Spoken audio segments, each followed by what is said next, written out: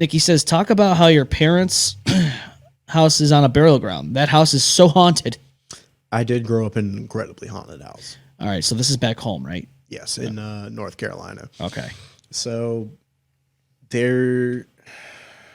before my parents' house was built, they purchased the land in the subdivision while the subdivision was being built. So our house was like one of the first 10 that was there. They tore down a graveyard and moved the headstones to a church beside the subdivision and didn't move any of the bodies. Are you serious? Yes. So my house was on top of Bodies. Yes. I don't even think my parents remembered it. I went and looked it up myself. But I remember growing up, there was always stuff running around the house. I would be woken up by people that I didn't recognize. I was talking to my parents, like my mom would tell me I would talk to people that weren't there. But as a child, your mind is more susceptible. I feel like that's why I'm really big into the paranormal. I grew up in a crazy ass house. I had some friends that would come and stay over. My friend Mark, specifically, I remember this one time he was sleeping in the recliner in my bedroom, and he stands up real fast and tries to yank me out of bed because he was like, "Why the fuck did you just do that to me?" And I said, "What are you talking about?" He got hit in the forehead with my Game Boy that was sitting on top of my dresser. What? It flew across the room and smacked him right in the head, and he had a welt and everything. Jesus. I had a kid named Wyatt. I remember his dad was a cop.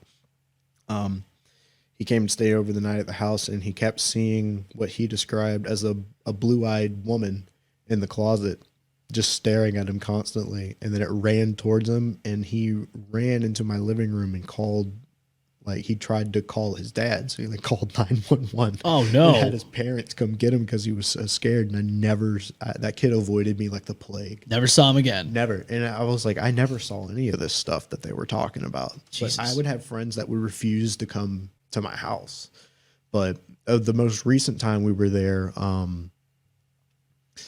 think it was last year, me and Nikki, she was sleeping, and I woke up and I felt my leg get pulled in my little brother's room. I was staying in his room, and he took my room when I left. Yeah. So I was staying in his room. My leg got pulled. I was like, oh, why am I being woken up right now?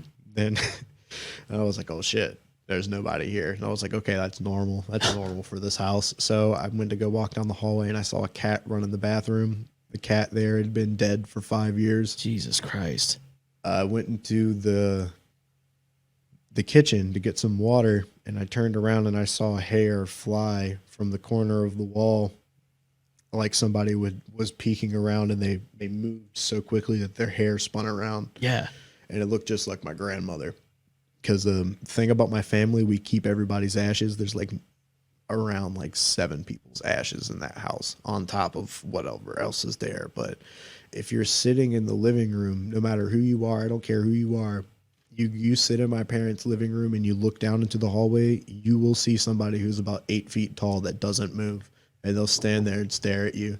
So when I'd sleep in the living room at night, I knew it was time to go to bed whenever I would see them. It was the strangest thing, and I never saw him again after I was like 18. So that was something that, oh God, you don't think it was somebody that lived there or anything like that? You think that's the house was built. We were the only people to ever live in that house. Right. Do you think it's an elemental? It's not a former person? What I like to think of, whatever it is, some kind of like malleable energy that can take forms. I think it might be some kind of shape shifting, whatever it is. I don't think it's a plethora of an amount of people.